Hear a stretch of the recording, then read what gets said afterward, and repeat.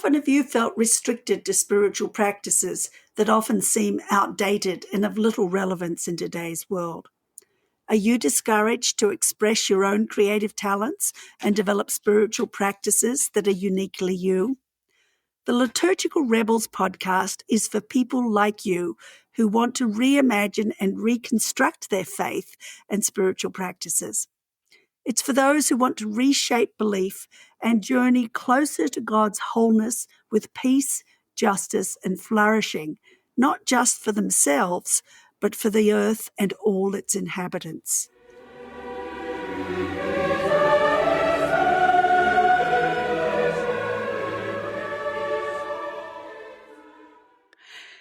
In today's episode of Liturgical Rebels, I will be in conversation with Brian McLaren, author, speaker, and activist. This is a very different focus from my interview with Brian last year, and we will talk about our shared interest in science fiction and his new sci-fi novel, The Last Voyage. I have known Brian for many years and am impressed with his growing passion for justice and the ways that he weaves his interests into his science fiction writing.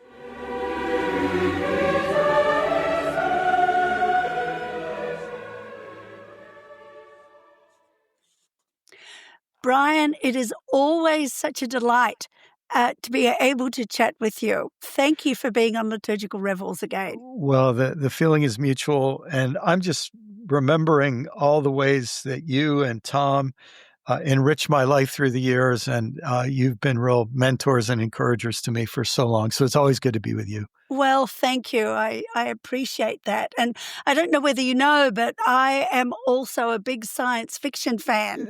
So when I heard that you were writing science fiction, I was delighted about that. And I know you've always, this is not the first delving into fiction you've done. Yeah. But what really motivated the writing of a science fiction book at this time?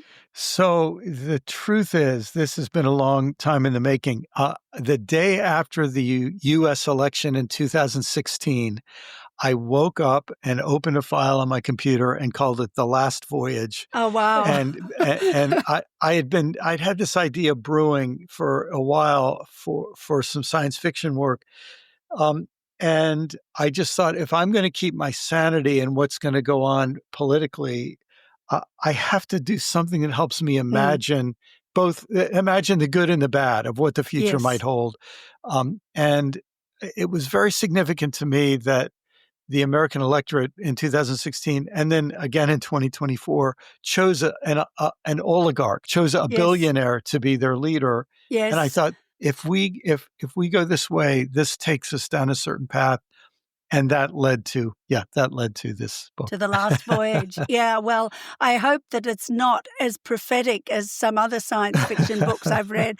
I think of Isaac Asimov, of course, writing back in the 70s, and how prophetic his books have been in terms of the development of AI and robots and all of that stuff. So, my. Yes, so true. I mean, what he saw coming was remarkable.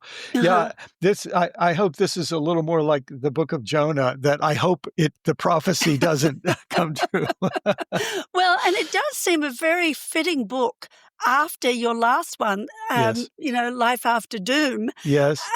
Which, unfortunately is very prophetic in terms of what we're seeing happening at the moment. And I think that you're right in terms of, the prophetic edge of the sci-fi book, predicting, the continual rise of oligarchs and their increasing both manipulation and control of our lives.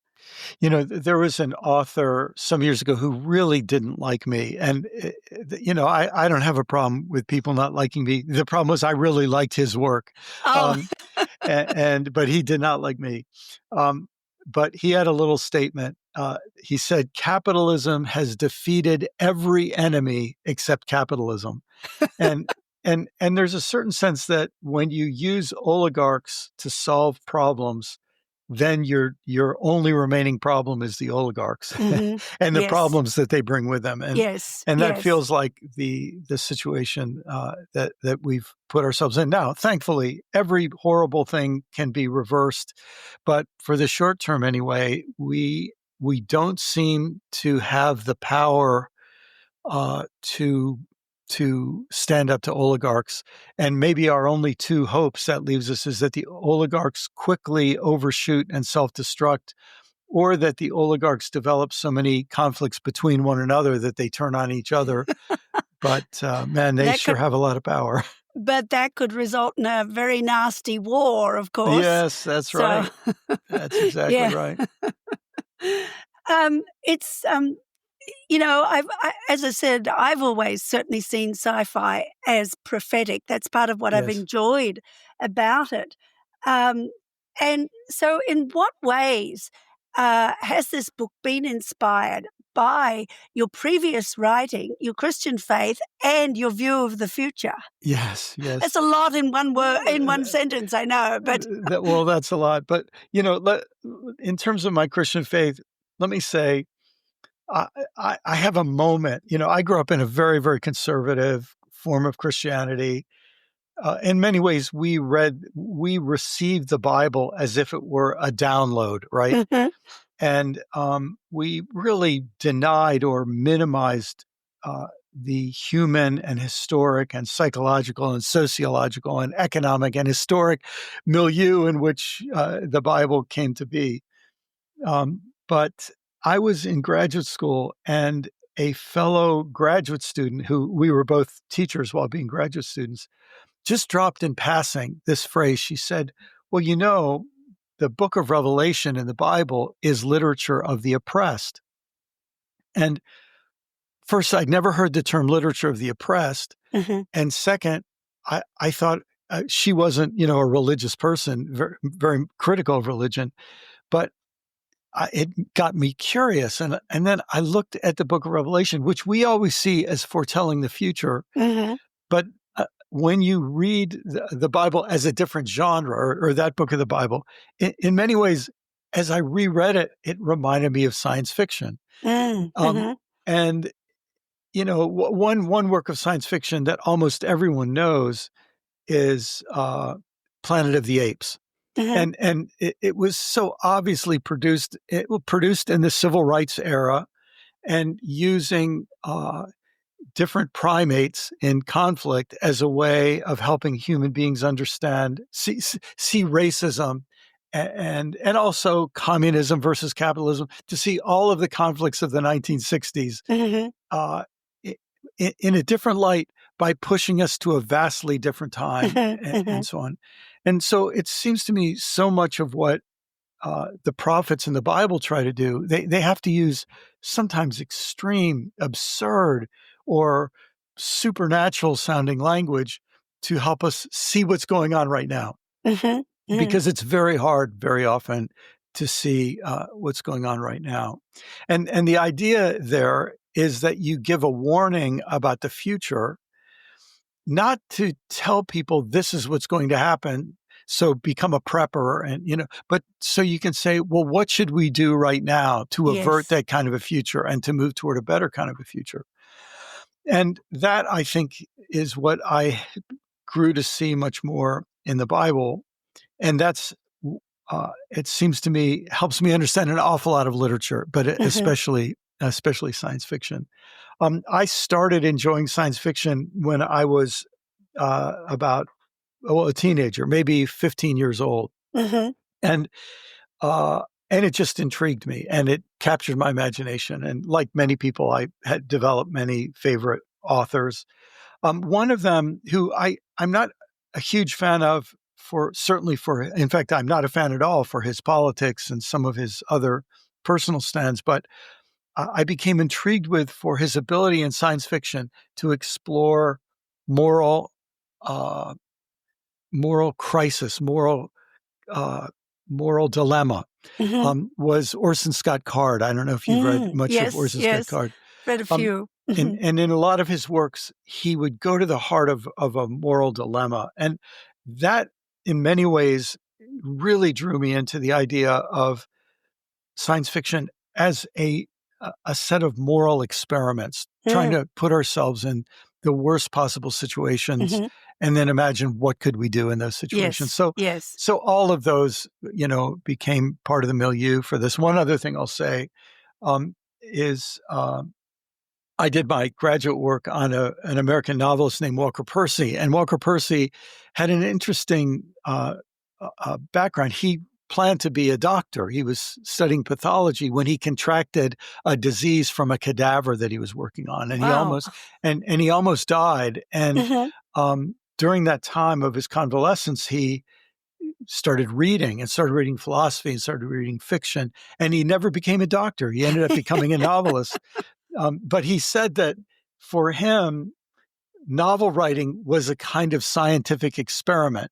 He would Interesting. he would take Hmm. a character and put the character in a predicament and run the experiment to see what would What would happen, happen? you know? Uh-huh. And that's very much what I felt I was doing. Yeah, I really like that kind of a concept. Yeah. It's interesting. Um, one Advent devotional I read a couple of years ago, based on C.S. Lewis, said that C.S. Lewis placed the story in Narnia, placed it in an unfamiliar situation so that we would think about it again, Yes. Yes. basically. And I think Yes. that's what science fiction does. It Yes. helps us because it's unfamiliar kind of environment. It helps us to Yes. think more deeply about something we've been familiar with. Yes. You know, So so, true. So mhm. true. Yeah, and I think that's great. Without spoiling the story for people, do you wanna give us a little bit of a synopsis of the book? Sure, sure. Well, it's a near-term future, 30 years in the future, and things have progressed about the way they're going. In Mhm, other words, the powers that be are consolidating their powers. In the meantime, a couple of what we might call rogue oligarchs, because they have the money of oligarchs, but they don't have the agenda of oligarchs, mhm, team up and decide to uh, to start a long term human colony on Mars, and they're not doing this as an escape plan. They're doing this as an assurance colony, meaning they're very worried that the oligarchs are so stupid and arrogant and narcissistic and driven that they're going to literally make much of life on Earth extinct. mhm, And so they say we're going to have a one way set of voyages to Mars. And they plan for a lot of voyages to get a significant number of people there. But a certain event happens that we won't go into, that doesn't really come out till the very end of the first novel, that precipitates them to say, we're only going to send one more voyage. mm, And this voyage will not be like all the earlier ones that were dominated by engineers and people focused on technology and survival, because problems have come up on the Mars colony that require them to say, we need to send some artists and ethicists and love it. theologians and people focused on meaning, Mhm. because if this colony is going to survive, they have to pay attention to the human element. So that's the setting. Oh, I like that. Yeah, I think that's, uh something we can learn from so many areas where we need Yeah. artists, and we've seen even in our resistance to the oligarchs and to what's going on in the world, we need artists and Yes. musicians and writers and such who can give us a sense of the alternatives. So, Yes, um, yes. I was taken when I wrote my previous book, Life After Doom. In fact, I think I referred to this quote 3 times in the book. The African philosopher Bayo Akamalafe said, "What if our response to the problem is an expression of the problem?" yep. And when we've created problems with capitalism and technology and sort of an engineering mindset, then uh, that's our mindset to try to solve them. And it's very likely we will just perpetuate the problem. Yes, And that's where yes, we need we need some imagination, a yes. different kind of moral imagination. Hmm. I think so. I mean, it's interesting to me, a little aside. I mean, when I was a young adult, um, and just involved with the conservative church. I mean, Yes. my interest in science fiction was frowned upon, Yes. because and the whole area of imagination was squelched in Yes. people. Yes. And yet that is so desperately what we need to see in faith circles. In fact, And as you say, as you say that, it reminds me, my mother, who grew up in this kind of fundamentalist background, she loved literature. And when she was a teenager, she would have to uh, pull the covers over her head and bring a light under the covers if she wanted to read a novel. And her grandfather, if he saw her reading a novel, would scold her. Why are you mm, putting fairy tales and lies in your head? Uh, and she should have been reading the Bible, which in his mind was all fact, right? yeah, Oh my goodness, yeah. So that mindset is still very strong in many people. yes, unfortunately, it is. It is. I know young people that are still, kind of struggling in their families because they've been told, "Oh no, you shouldn't be doing this. You shouldn't be reading this." And yeah, it's such a shame because I think that the only way we will find solutions to the challenges we face is through using our imaginations. And And if people find that a little sketchy to believe, look, when Jesus shows up on the scene, he doesn't just speak facts. He mhm, tells fictional stories, short works yes, of short fiction called parables, because he knows he has to engage people's imagination so yes. they can break out of the current bubble of assumptions that they're in. Oh, definitely. Yeah. Yeah, it's so true, it really is.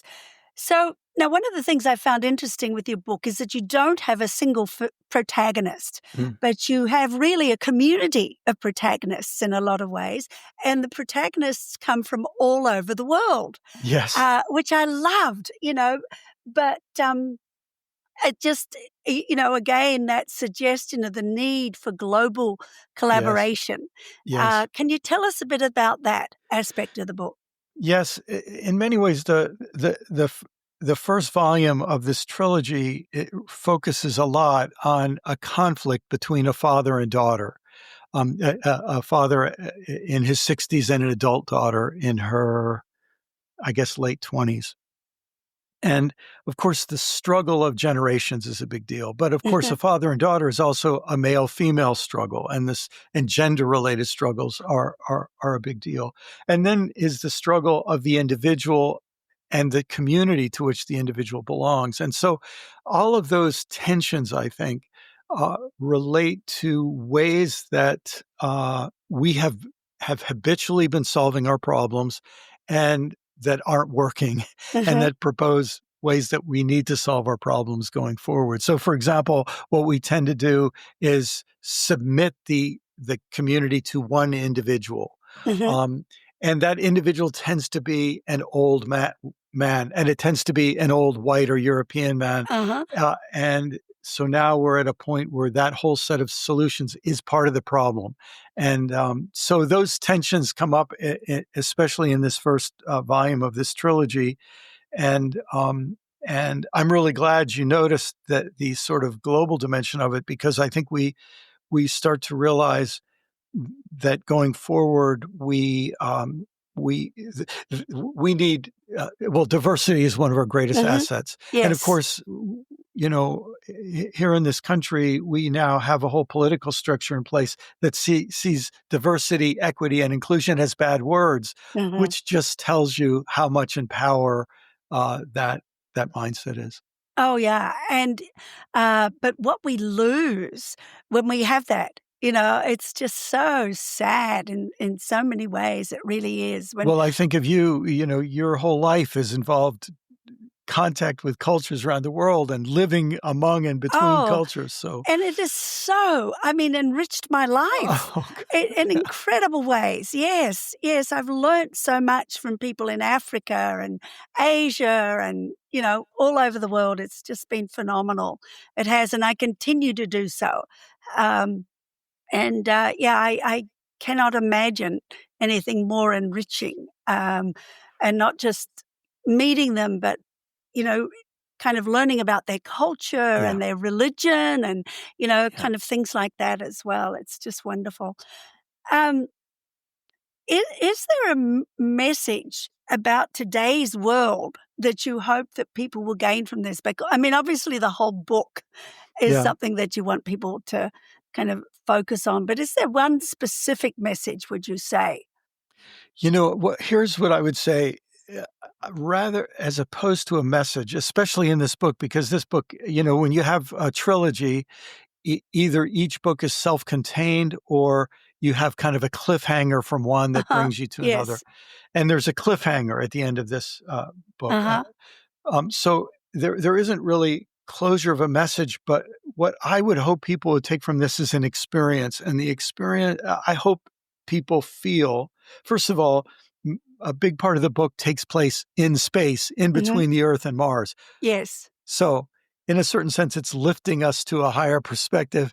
And what I hope people would feel is that they have the experience of going to a different place so they can see things from a different perspective, get a sense of distance. The other thing is the book has deep conflicts between characters who ironically need each other and love each other and yet have deep conflicts. And I would hope people would feel the value of letting those conflicts happen and do their work in us, So, because I think they'll sense that's what happens. The conflicts themselves become transformative for the characters. Yes. Well, and I think that's the experience often of my life, is that the conflicts have often resulted in the transformation that I've needed. Yes. Yes, a gift nobody asks for, but turns out to be a gift. Yes. So is this global community heading off beyond Earth a reflection of your view of the world and possible solutions to the dire challenges we face? So let me make a confession. Christine, you may feel this way too, but this is my confession. If I had had my way, growing up Christian, if I had had my way, and by the way, not just Christian, but even conservative evangelical Christian, if I had had my way, conservative evangelicals would be the hero of history. They would solve the problems and have the good news and be the great examples. And then the whole world would see how wonderful our group was. And I have Mormon friends who say, yeah, that's the view I had for Mormonism. And I have Catholic friends who say, yeah, we wanted Catholics to be the heroes. And so through a lot of my life, I worked hard hoping that our team would be the heroes of the story. And it's in my lifetime, my group became famous for the worst possible reasons, not for being the most loving, but for being the most judgmental and the most exclusive and the most ignorant and all the rest, We've all been there. So what I realize is that I'm glad I didn't get what I wanted. And what would be better would be if my group and all the other groups were humbled for the truth about ourselves, by the truth about ourselves. And in that humility, discovered a way that we would come together and connect with one another, not over heroes and the people who have to submit to them, but as people who understand we need each other. None of us have all the answers. Yeah. So yeah, it's interesting. I was thinking, God has no heroes, really. Yes. I mean, God does. God works through community, and Yes. every member of that community is as important as every other one.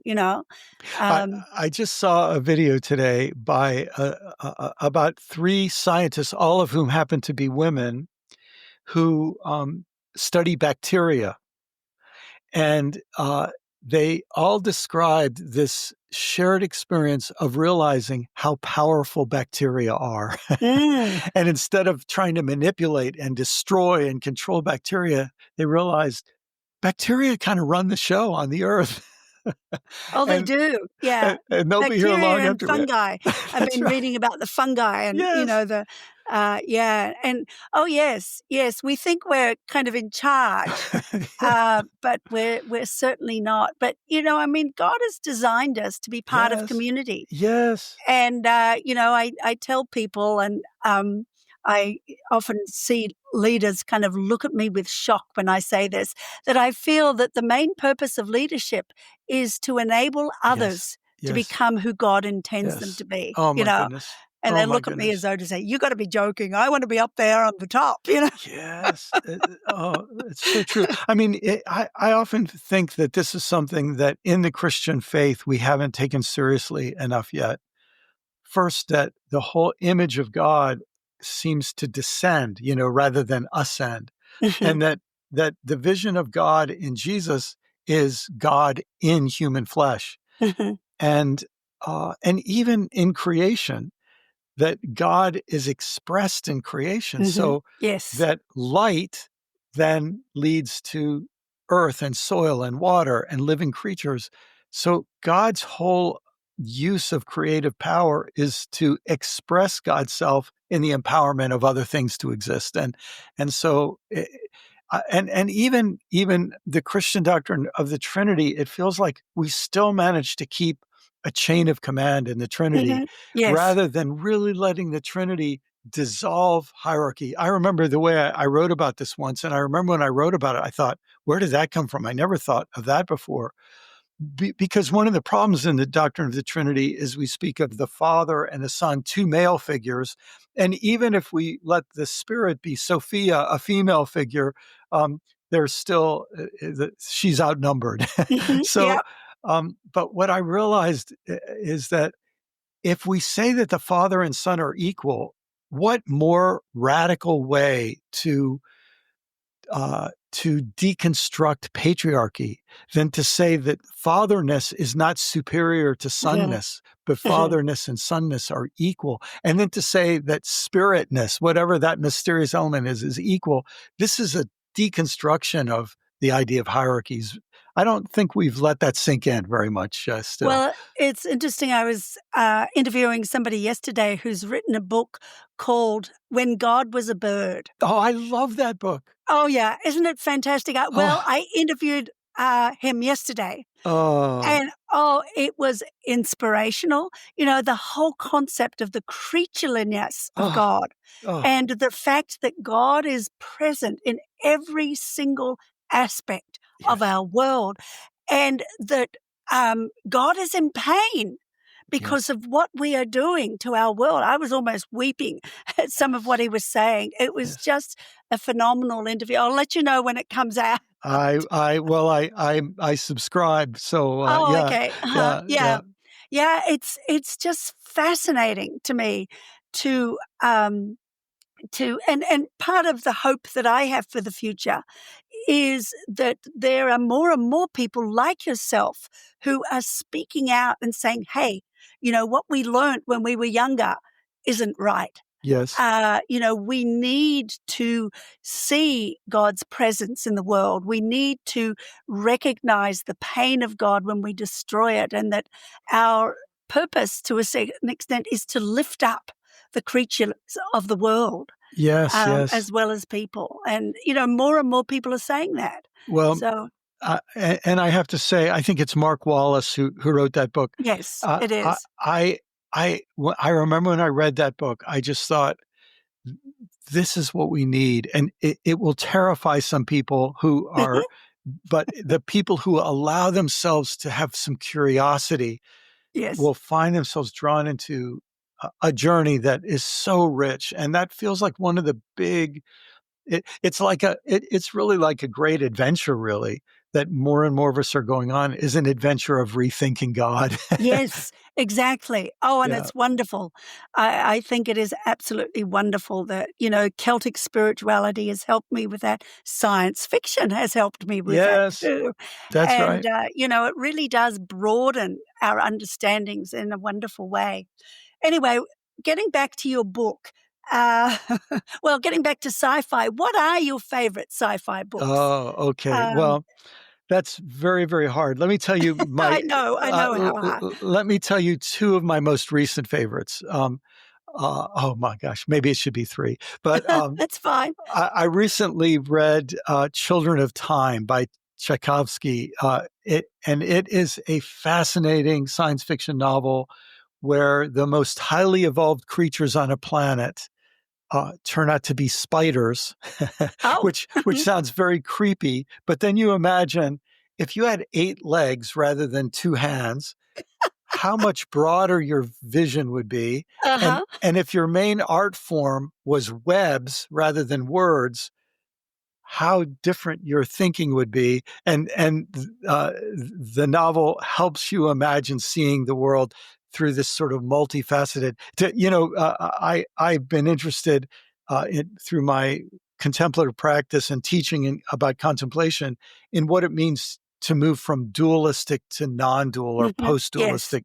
And this was a book that took you from 2 to 8, which suddenly made things much richer. Another book I just loved that I feel like changed my heart, and I think this would be in the science fiction category, was The Overstory, a book about trees, where Oh, trees are yes. a real framing for the book.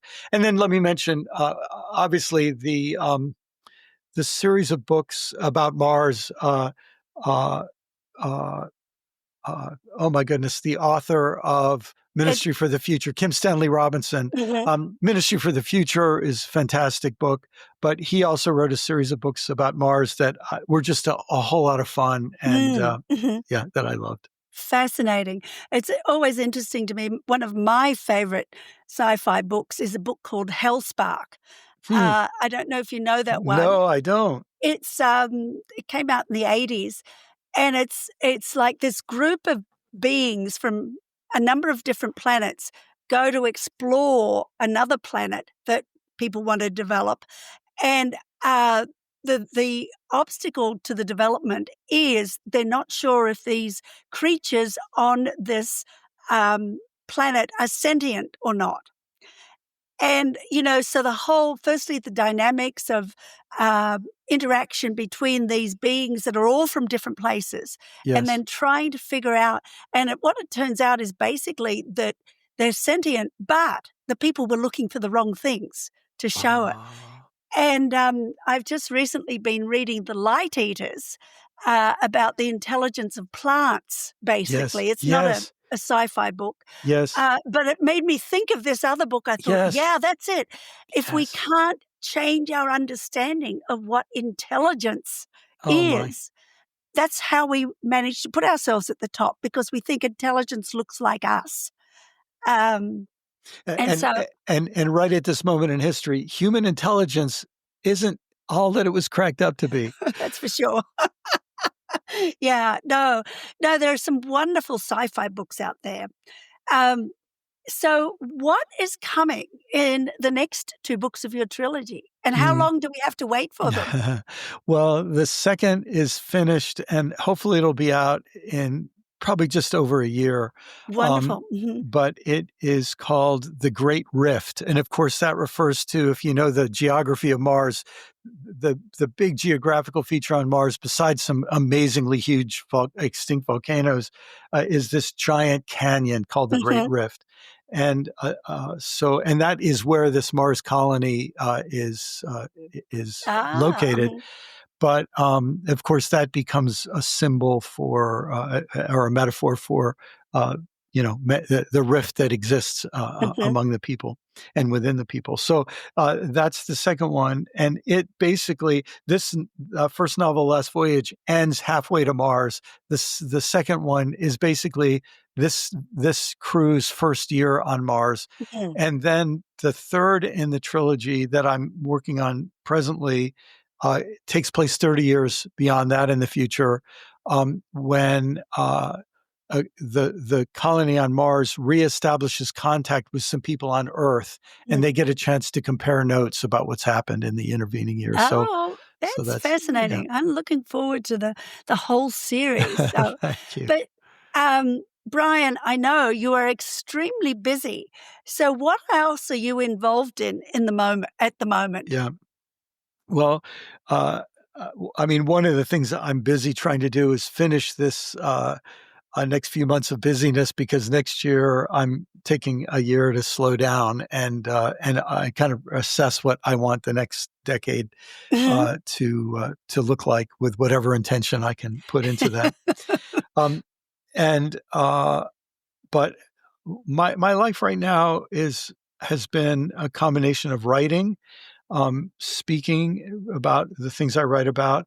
I work with the Center for Action and Contemplation, which is a great joy, wonderful people there, and an important mission there.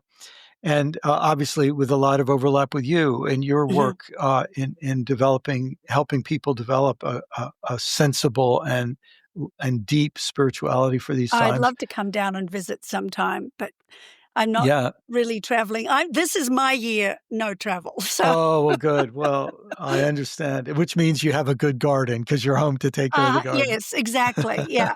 which is a great thing. And then among other things, I mean, I have a number of hobbies that I love. I'm an avid fly fisherman and outdoors person. I just love birds. You Wonderful. know, but I'm also helping start an ecumenical, what you might call a progressive Christian campus ministry network called Mm, Zoe. And the idea is to help all of the different more progressive Christian campus ministries uh, maybe bridge across their different denominational silos and start mhm. to see one another and as greater allies and work together. And so that's something I've been uh, really enjoying. That would be wonderful, Yeah. because I think so often we kind of have all these barriers up for collaborating, Yes. uh, when what we need is to collaborate. So, Yeah. Yeah. yeah.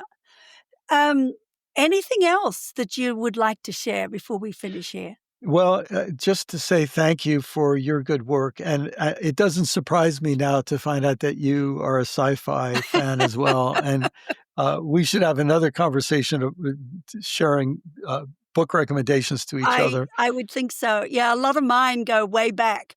Um, I John Wyndham was an absolute favorite of mine way back, and of course, a lot of mine come from the British side of things. Yes. And Anne McCaffrey, I Mhm. just love her ability to create a Yes. world. That's one thing Yes. that fascinates me with some sci-fi writers is their ability to create worlds Yes. that are imaginable. I Yes. just I don't have that ability. So, but Well, we need it. we need it, and we're also grateful for the people who've helped us develop it. Yeah. But I just am so grateful, and I hope people will find that this takes them into a different world as Yeah, well, well. I So, hope so too. I was really I did haven't finished it yet, but I was really enjoying reading it before our interview, and I well, just thank do you, hope that it does well out there on the marketplace. So, thank you, okay, thanks, Brian. thank you, Christine. In today's engaging conversation, Brian McLaren and I discussed his journey into writing science fiction, inspired by the socio political climate and his Christian faith.